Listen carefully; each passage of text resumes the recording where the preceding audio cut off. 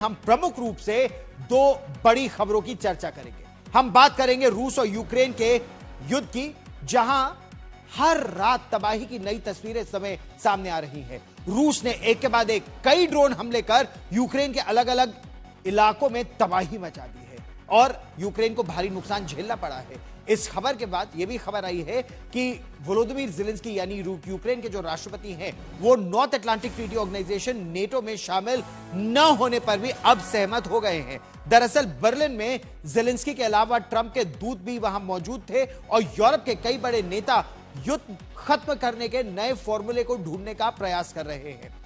हर पल की जानकारी फोन से ट्रंप को दी जा रही है। ट्रंप इस बातचीत से काफी खुश हैं और उन्होंने यह भी कह दिया है कि अभी तक युद्ध समाप्त करने के इतने करीब हम पहले कभी नहीं पहुंचे थे। सवाल यह है कि क्या ज़ेलेंस्की सभी 20 शर्तों को मान जाएंगे या फिर उन्होंने अपनी तरफ से भी कोई नई शर्त अब रख दी है, क्योंकि इस बीच एक और बड़ी खबर आ रही है, हम आपको विस्तार से बताएंगे। उससे पहले यह रिपोर्ट। बर्लिन से वॉशिंगटन तक गूंजा सीज फायर का नारा।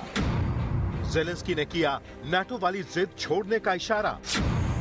तो होने वाला है रूस यूक्रेन जंग का खात्मा। मिसाइलों पर हावी होगी मुलाकात, जल्द बनेगी बात। तबाही की ये तस्वीरें क्या जल्द ही बीते दिनों की बात बनने वाली हैं? बर्लिन से लेकर वॉशिंगटन तक इसकी कोशिशें तेज हो गई हैं।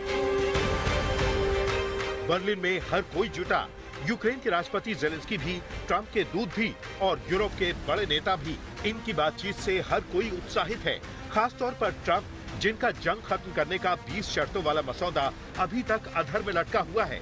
उनके ताजा बयान से उम्मीद यही बंधी है कि जल्द से जल्द यूक्रेन और रूस तबाही रोकने को तैयार हो जाएंगे। ट्रंप का मानना है कि पहली बार हर कोई जंग खत्म होने के इतने करीब आया है।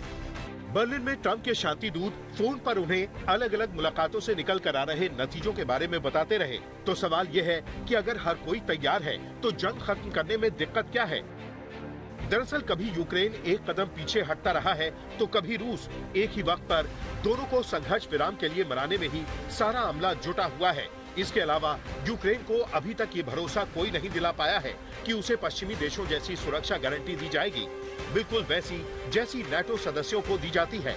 इसके अलावा सबसे बड़ा पेच फंसा हुआ है उन इलाकों पर जहां काफी हद तक रूस की सेनाएं कब्जा कर चुकी हैं। इन्हीं में से एक है डोनेट्स्क। रूस चाहता है कि यूक्रेन की सेना पूरी तरह से यहां से हट जाए। डोनबास में यूक्रेन ने अपनी पूरी ताकत लगा दी है। जैसे जैसे रूस ने इस इलाके में अपना दबाव बढ़ाया है, यूक्रेन ने एंटी टैंक ऑब्स्टिकल्स, माइंस और एंटी ड्रोन सिस्टम लगाकर तबाही रोकने की कोशिशें तेज कर दी हैं।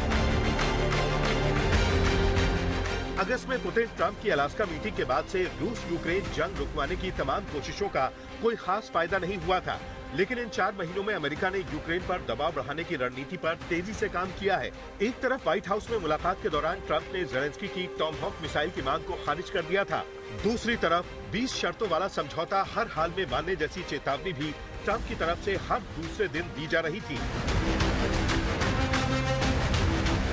लेकिन बर्लिन से राहत और खुशी की बयार बहनी शुरू हो गई है। ट्रंप खुश है क्योंकि उनकी कई शर्तें मानने को यूक्रेन तैयार हो गया है।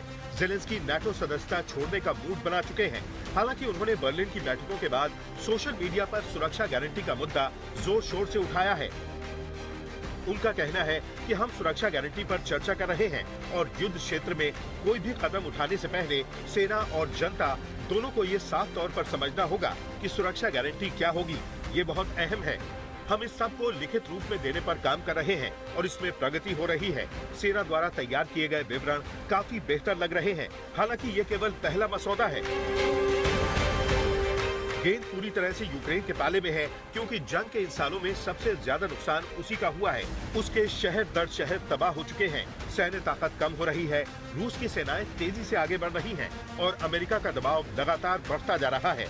जाहिर है ट्रंप की 90% शर्तों पर हामी भर चुके ज़ेलेंस्की के पास बाकी 10% शर्तों को नकारने के विकल्प उतने धारदार अब बचे नहीं हैं। आज तक ब्यूरो।